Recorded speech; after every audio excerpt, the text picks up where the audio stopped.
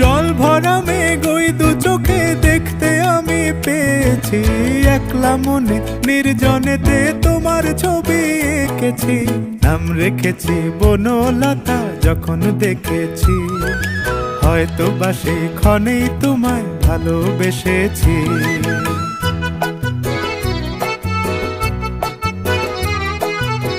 বনলতা কথা হয়ো না গো কুণ্ঠিতা, বনলতা কথা হয়ো না গো কুণ্ঠিতা।